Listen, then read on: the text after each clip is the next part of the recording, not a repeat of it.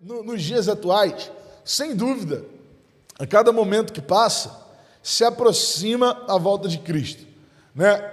A cada dia que passa, o retorno daquele a quem amamos se torna mais real, se torna mais perceptível, né? Isso, a gente não tem dúvida quanto a isso, porque independente dos sinais, aquilo que ele prometeu se cumpre.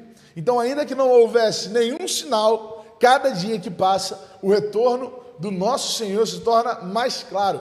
Mas ainda assim, nesse tempo, nós conseguimos perceber os sinais, conseguimos perceber a natureza anunciando essa volta, conseguimos perceber os acontecimentos globais anunciando essa volta. E uma das características dessa volta é que muitas pessoas anunciam o Cristo. Quando a gente lia esse texto, provavelmente a gente pensava que surgiriam grandes homens dizendo: olha, eu sou o Cristo. Mas acaba que pessoas que surgem com esse discurso tornam-se para a gente quase que uma caricatura, né? Por exemplo, você vai pegar aí pessoas como o Henrique Cristo.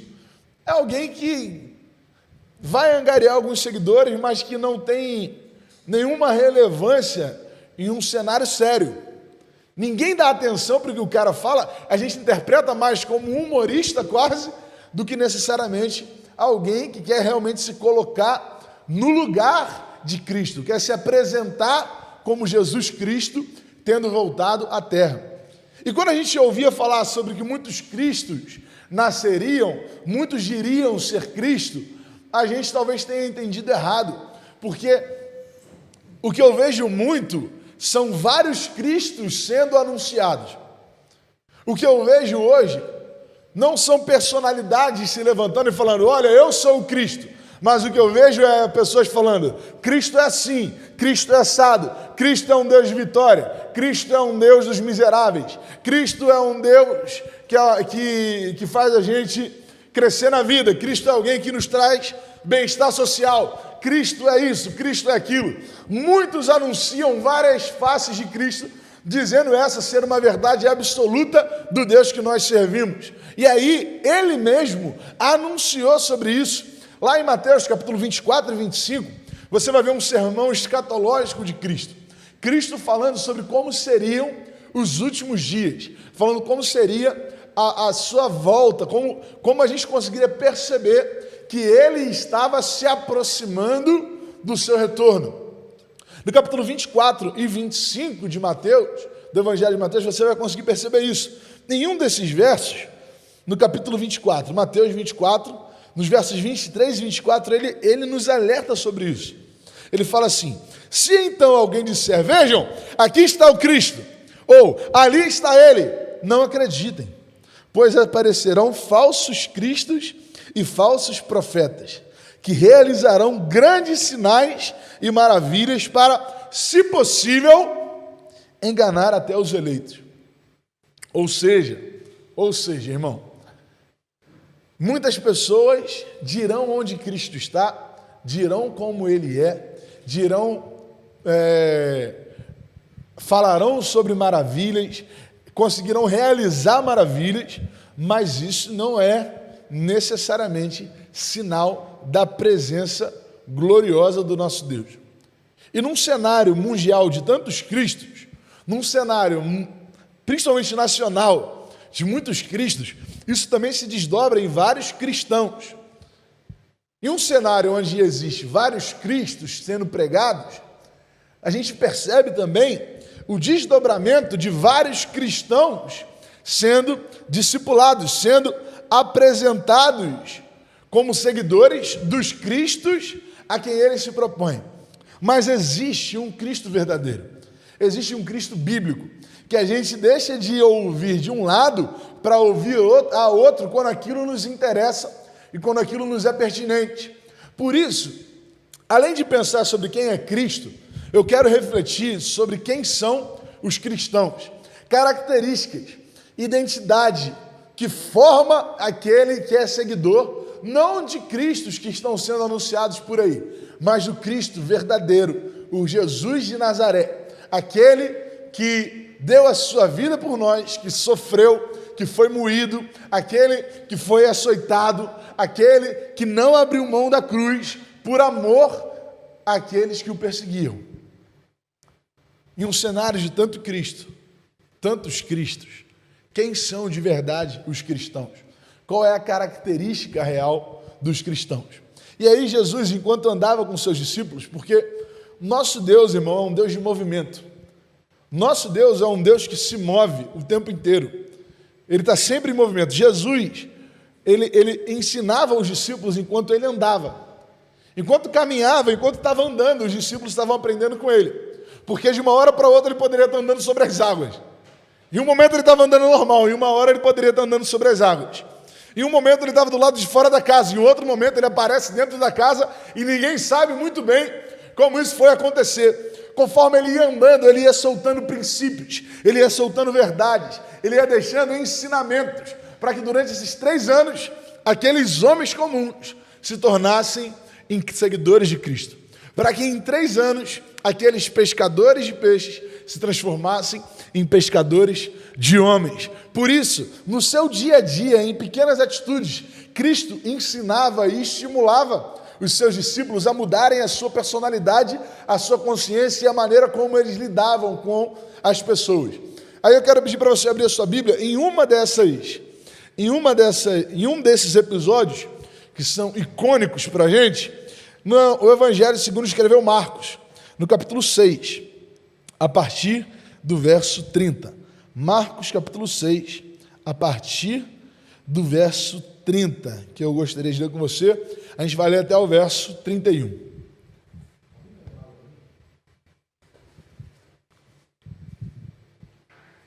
Marcos capítulo 6, versos 30, a gente vai ler até o 41.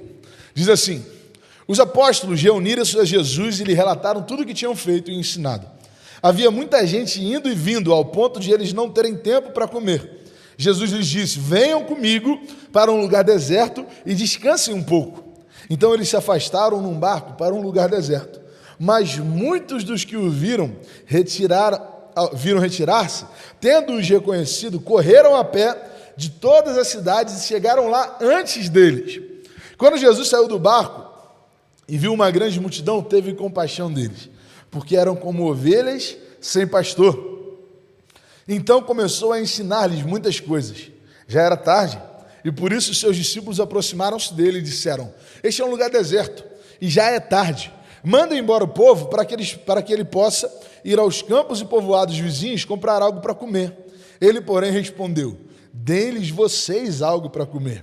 Eles lhes disseram: isso exigiria 200 denários. Devemos gastar tanto dinheiro em pão para dar-lhes de comer? Perguntou ele: quantos pães vocês têm? Verifiquem.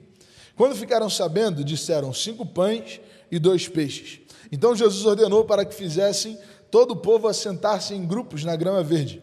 Assim, eles se sentaram em grupos de 100 e de 50. Tomando os 5 pães e os 2 peixes e olhando para o céu, deu graças e partiu os pães. Em seguida, entregou-os aos seus discípulos para que os servissem ao povo, e também dividiu os 2 peixes entre todos eles.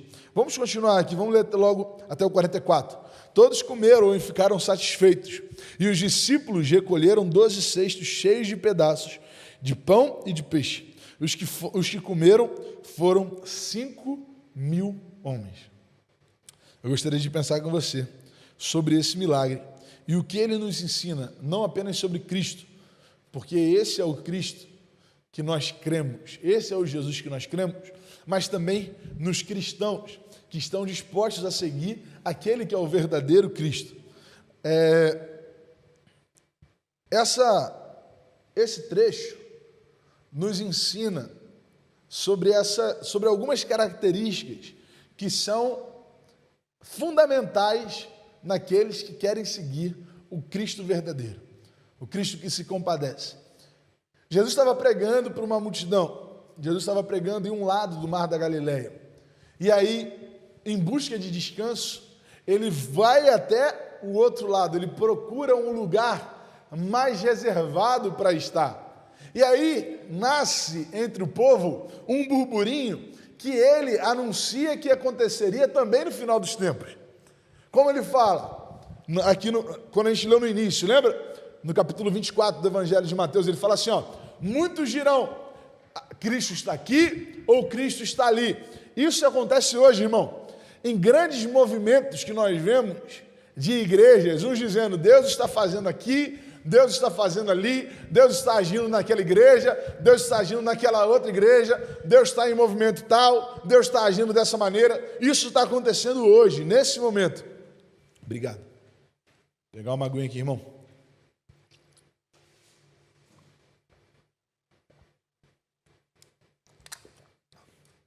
E agora, no texto que nós lemos, essa discussão ainda acontece.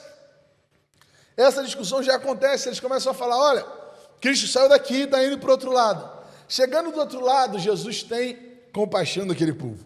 E aqui eu quero pensar com você sobre a primeira característica de um discípulo de Cristo. O discípulo de Cristo, do verdadeiro Cristo, ele está atento às necessidades do povo. O texto que nós lemos, no verso 35 e 36, fala algo muito importante aqui. Já era tarde, e por isso os seus discípulos aproximaram-se dele e disseram, este é um lugar deserto e já é tarde. Mandem embora o povo para que possa ir aos campos e povoados vizinhos comprar algo para comer. Jesus sentiu compaixão daquele povo porque eles não tinham um pastor. Os discípulos sentiram compaixão daquele povo porque eles não tinham o que comer. Jesus olhava para aquele povo com uma visão espiritual, mas os discípulos conseguiam perceber também as necessidades mais básicas, porque eles estavam atentos àquilo que o povo estava vivendo. Enquanto discípulos, irmãos, nós não podemos viver numa bolha. Enquanto discípulos, nós não podemos viver dentro da nossa própria realidade, achando que tudo que acontece na nossa volta é de acordo com a nossa rede social, é de acordo com o nosso ciclo de amizades, é de acordo com o ministério que a gente é envolvido na igreja. Não, irmão, existe um povo necessitado espiritualmente e também necessitado fisicamente. Existe um povo que precisa de direcionamento pastoral, como também existe um povo precisando de pão. E pão, quando eu falo aqui, eu não estou falando necessariamente de alimento, embora seja a realidade de muitos hoje, mas eu estou falando sobre carências comuns. Estou falando sobre pessoas que passam por dificuldades hoje dentro dos seus lares e não tem quem os auxilie. Não tem quem os auxilie. Nós, enquanto igreja, precisamos estar atentos, precisamos estar mapeando ou buscando o entendimento daqueles que estão à nossa volta, irmão. Daqueles que estão à nossa volta. Eu não me lembro se foi Billy Graham, eu não me lembro o pensador que citou isso, mas que fala que um pregador do evangelho, ele precisa ter, de um lado a Bíblia e do outro lado um jornal. Entender as verdades que são internas, mas entender as carências que o povo hoje vive. Como discípulos de Cristo, nós não podemos estar alheios às dificuldades, aos anseios que a nossa nação, que a nossa cidade tem passado. Nós estamos começando, eu com alguns jovens aqui da nossa igreja que têm me ajudado, a gente está começando a auxiliar algumas igrejas de bairros que não são centrais a implementarem o trabalho com jovens e adolescentes nessa igreja. E a realidade, irmão, é uma realidade muito triste dos bairros que estão à nossa volta, dominados pela violência, dominados pelo tráfico.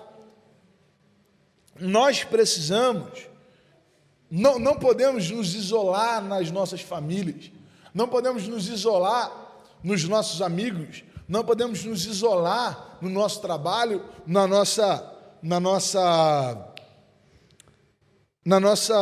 realidade, assim, orçamentária, não, irmão.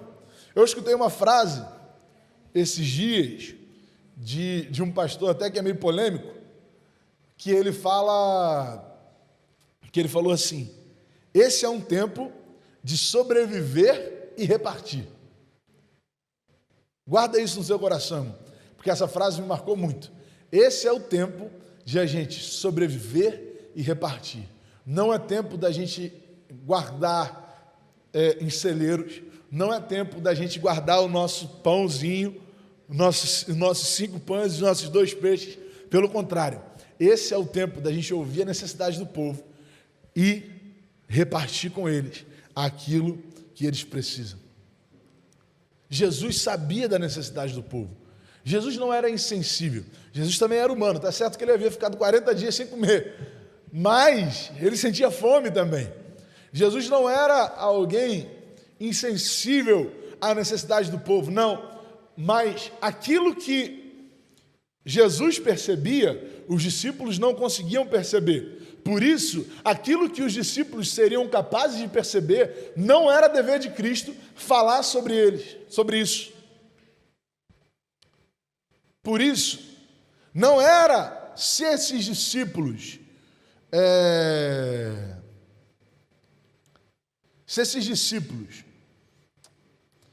não era função de Jesus falar aos discípulos aquilo que era perceptível a eles. Não era. Ou seja, existem coisas que só Cristo vai ser capaz de revelar para a gente. Mas existem outras coisas que nós, pela nossa sensibilidade, pela nossa percepção, pela nossa humanidade, somos capazes também de perceber e auxiliar. Por isso, um discípulo de Cristo, de Jesus de Nazaré, sempre está atento às necessidades do povo. Segundo, um discípulo segue as ordens por fé, não por vista. Um discípulo segue as ordens por fé, não por vista. Olha o que a Bíblia fala, nesse texto que a gente leu, no verso, deixa eu abrir aqui, no verso 37. A gente leu o 35 e o 36 para a gente entender que os discípulos perceberam a necessidade do povo, a necessidade física. Jesus era aquele que enxergava além do que os discípulos enxergavam. Ele teve compaixão do povo porque eles não tinham um pastor, mas os discípulos tiveram compaixão do povo porque eles sentiam fome, porque eles tinham necessidades físicas também. E aí, no verso 37, ele nos ensina que um verdadeiro discípulo de Cristo não vive por aquilo que vê, mas vive através da fé. O verso 37 fala assim, ó, ele, porém, respondeu, dê-lhes vocês algo para comer. Isso aqui é uma ordem muito simples. É uma ordem simples. Mas se torna complexa quando você não tem o que dar. Para a gente é uma ordem simples, mas aí imagina os discípulos. Imagina você enquanto mãe, enquanto pai. Você chega aí para sua esposa ou para o seu marido, para cuidar do seu filho, da sua filha, e você fala assim, olha, tem que dar o que comer para essa criança. Mas não tem nada na despensa. Está tudo vazio. Mas você tem que dar algo para ela comer. E aí essa pessoa responde para você, ó, dá você algo para comer. A nossa cabeça entra em parafuso. Por quê? Porque como que eu vou dar algo para alguém que eu não tenho? Como que eu vou fazer algo para alguém se a circunstância não me apresenta nada que seja plausível para atender esse pedido? Foi isso que Jesus fez, irmão. Foi isso que Jesus falou com os irmãos. Jesus falou o seguinte, deem vocês algo para comer. A cabeça deles deve ter pensado, ó, mas a gente não tem nada. A gente não tem o que entregar. A gente não tem o que dar. O que a gente vai fazer? Eles não conseguiam compreender que aquele que anda com Cristo, ele não vive pelas circunstâncias que estavam à sua volta. Pelo contrário, ele vive daquilo que não se vê.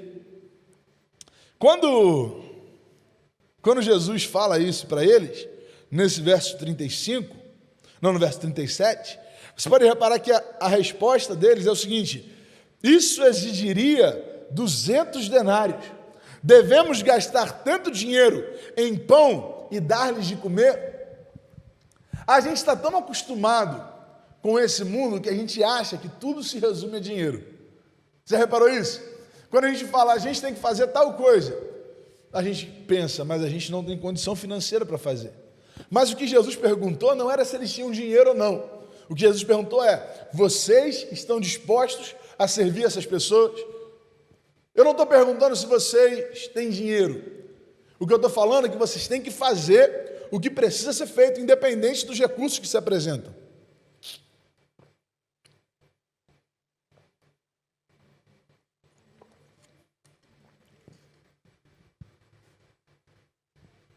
Independente dos recursos que eles tinham na mão. E aí eu quero perguntar para você, meu irmão e minha irmã, qual tem sido a sua desculpa? Qual tem sido o seu anseio? Qual tem sido a ordem que Deus tem dado ao teu coração, mas você não tem conseguido atender? Qual tem sido? Deus tem ordenado para a gente, Deus tem nos mandado fazer maravilhas, mas a gente está achando que a gente está preso a circunstâncias físicas. Não, meu irmão, a gente não está. Pelo contrário, o que Deus quer de nós é um posicionamento de fé.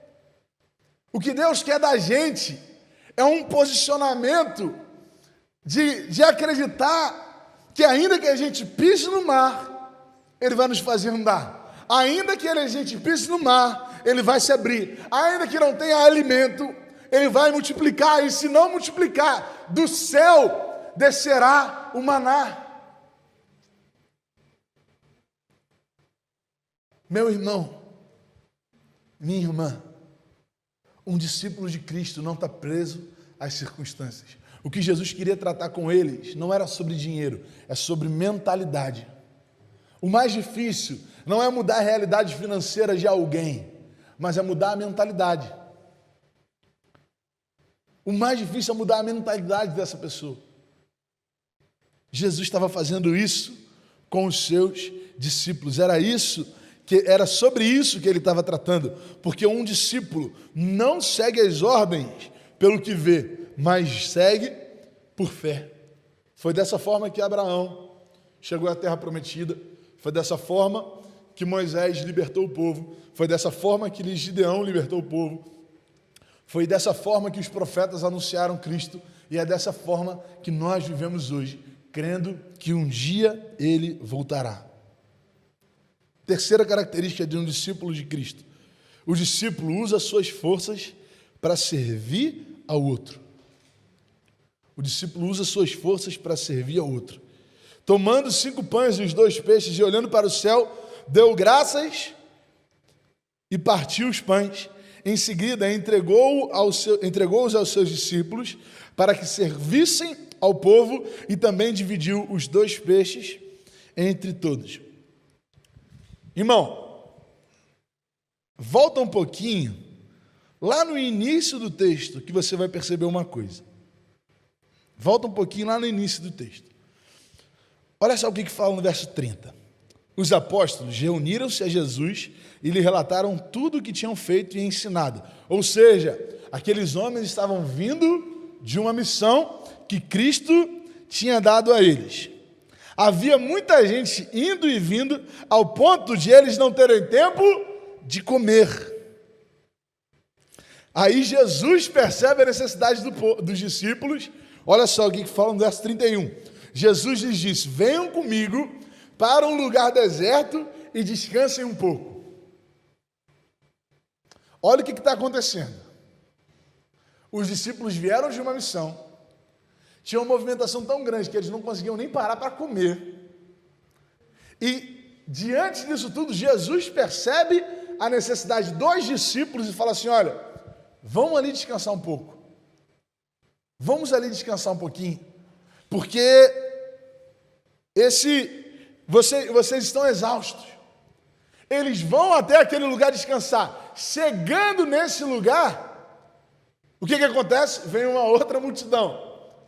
E aí os discípulos estão lá, irmão. Os apóstolos estão lá. E aí acontece. Jesus prega. Jesus anuncia. Os discípulos estão ali o tempo todo, cansados. Chega no final, Jesus fala: agora vocês vão servir o povo. Imagina o que é servir 5.000 homens. Eu sei que se você já tem algum tempo de igreja, você já trabalhou como garçom na igreja. Você já ajudou a servir em alguma festa. Você já ajudou a entregar refrigerante para alguém. Você já ajudou a levar um bolo, um salgadinho. E você sabe que servir as pessoas com fome não é fácil não, irmão. Não é fácil não. Eu lembro que a gente fazia... A gente chegou a fazer aqui rodízio de pizza, não chegou? De pastel também. Quando você está servindo, por exemplo, no rodízio de pizza, a galera aqui que trabalhou, sabe que, irmão, nas primeiras horas não, porque aí também, o pessoal come e fica mais de boa, mas nos primeiros minutos ali, na primeira 1 hora, é tensão total, irmão, todo mundo querendo pizza. Todo mundo querendo pizza. Todo mundo querendo comer, todo mundo querendo matar a fome, todo mundo querendo dar um jeito. E aí o que acontece? Você que está trabalhando, você fica ainda mais cansado. E a gente está falando de um universo aqui de talvez 100 pessoas. Os discípulos não serviram 100 pessoas. Os discípulos serviram 5.000 homens. Quando a Bíblia fala 5.000 homens, ela não está incluindo as mulheres e as crianças que acompanhavam esses homens. Está contando apenas os homens.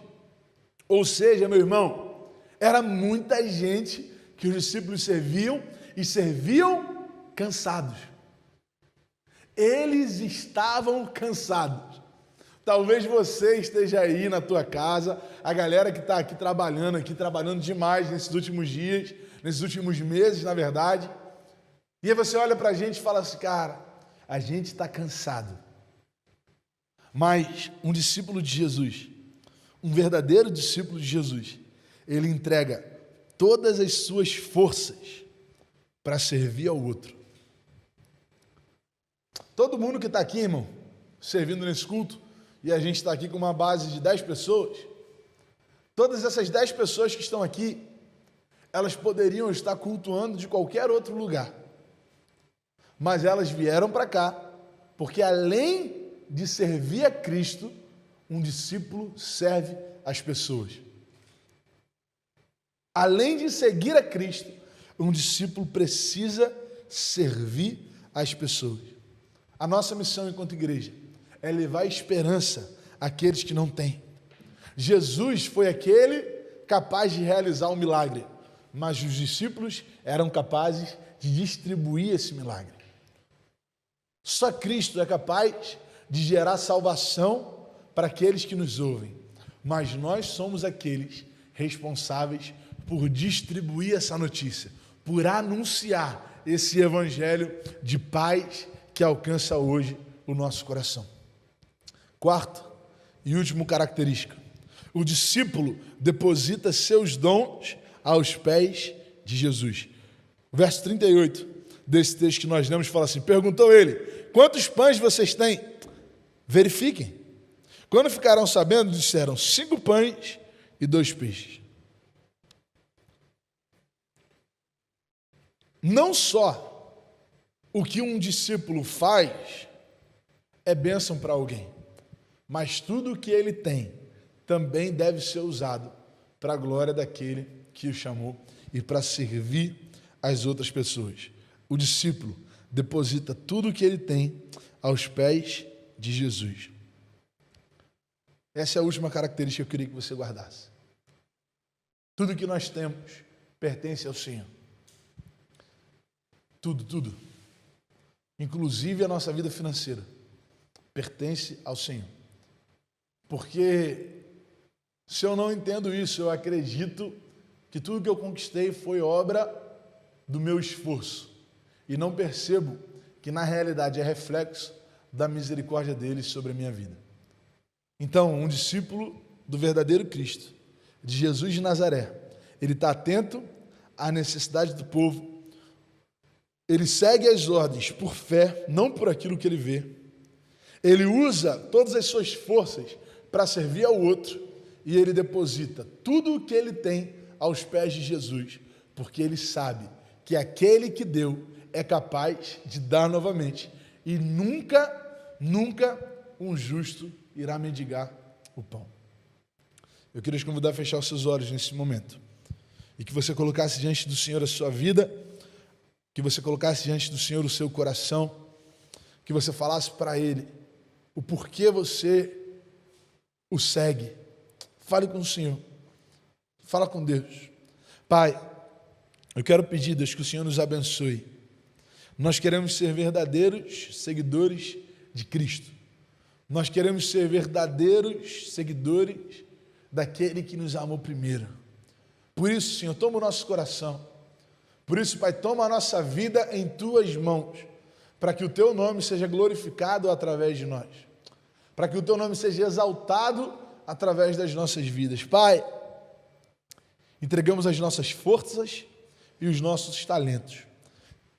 Entregamos o que somos e o que temos a serviço do Senhor e do próximo, porque tudo que temos pertence a Ti, e toda a glória, toda a honra, todo louvor deve ser dado ao Senhor. Nós Te glorificamos, Deus. Muito obrigado por essa manhã e muito obrigado por aquilo que o Senhor tem feito em nossas vidas. Em nome de Jesus. Amém.